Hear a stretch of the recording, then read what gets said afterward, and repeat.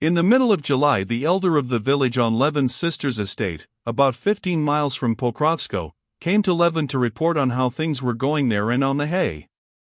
The chief source of income on his sister's estate was from the riverside meadows. In former years, the hay had been bought by the peasants for 20 rubles the 3 acres. When Levin took over the management of the estate, he thought on examining the grasslands that they were worth more, and he fixed the price at 25 rubles the 3 acres. The peasants would not give that price, and, as Levin suspected, kept off other purchasers. Then Levin had driven over himself, and arranged to have the grass cut, partly by hired labor, partly at a payment of a certain proportion of the crop.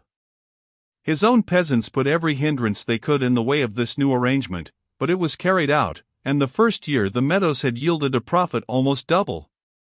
The previous year, which was the third year, the peasants had maintained the same opposition to the arrangement, and the hay had been cut on the same system. This year the peasants were doing all the mowing for a third of the hay crop, and the village elder had come now to announce that the hay had been cut, and that, fearing rain, they had invited the counting-house clerk over, had divided the crop in his presence, and had raked together 11 stacks as the owner's share. From the vague answers to his question how much hay had been cut on the principal meadow, from the hurry of the village elder who had made the division, not asking leave, from the whole tone of the peasant, Levin perceived that there was something wrong in the division of the hay, and made up his mind to drive over himself to look into the matter. Arriving for dinner at the village, and leaving his horse at the cottage of an old friend of his, the husband of his brother's wet nurse, Levin went to see the old man in his bee-house, wanting to find out from him the truth about the hay. Parmenich, a talkative, comely old man, gave Levin a very warm welcome, showed him all he was doing, told him everything about his bees and the swarms of that year, but gave vague and unwilling answers to Levin's inquiries about the mowing. This confirmed Levin still more in his suspicions. He went to the hay fields and examined the stacks. The haystacks could not possibly contain 50 wagon loads each, and to convict the peasants Levin ordered the wagons that had carried the hay to be brought up directly, to lift one stack, and carry it into the barn. There turned out to be only 32 loads in the stack. In spite of the village elder's assertions about the compressibility of hay, and its having settled down in the stacks, and his swearing that everything had been done in the fear of God, Levin stuck to his point that the hay had been divided without his orders, and that, therefore, he would not accept that hay as 50 loads to a stack. After a prolonged dispute, the matter was decided by the peasants taking these 11 stacks, reckoning them as 50 loads each. The arguments and the division of the haycocks lasted the whole afternoon. When the last of the hay had been divided, Levin, entrusting the superintendence of the rest to the counting-house clerk, sat down on a haycock marked off by a stake of willow, and looked admiringly at the meadow swarming with peasants. In front of him, in the bend of the river beyond the marsh, moved a bright-colored line of peasant women, and the scattered hay was being rapidly formed into gray winding rows over the pale green stubble. After the women came the men with pitchforks, and from the gray rows there were growing up broad, high, soft haycocks. To the left, carts were rumbling over the meadow that had been already cleared, and one after another the haycocks vanished, flung up in huge forkfuls, and in their place there were rising heavy cartloads of fragrant hay hanging over the horses' hindquarters. "What weather for haying! What hay it'll be," said an old man, squatting down beside Levin. "It's tea, not hay.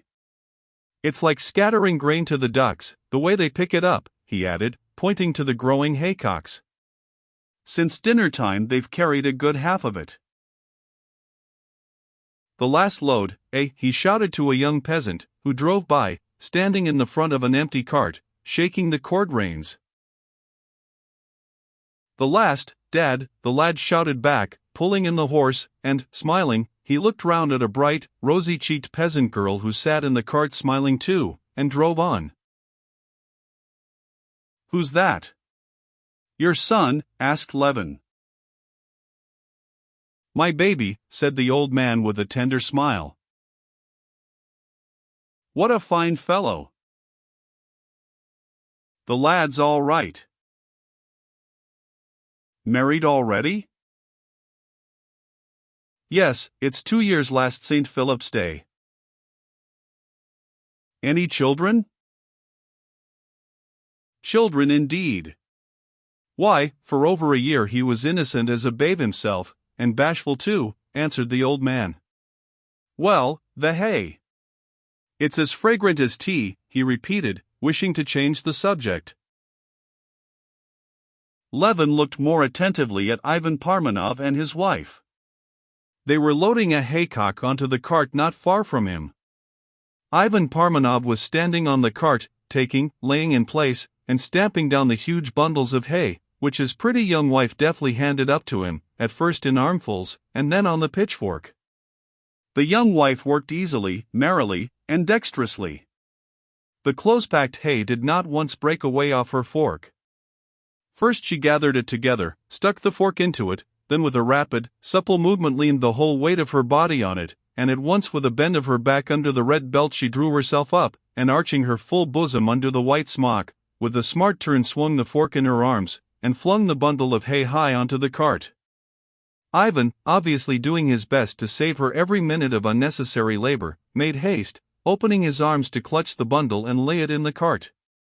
As she raked together what was left of the hay, the young wife shook off the bits of hay that had fallen on her neck, and straightening the red kerchief that had dropped forward over her white brow, not brown like her face by the sun, she crept under the cart to tie up the load. Ivan directed her how to fasten the cord to the crosspiece, and at something she said he laughed aloud. In the expressions of both faces was to be seen vigorous, young, freshly awakened love.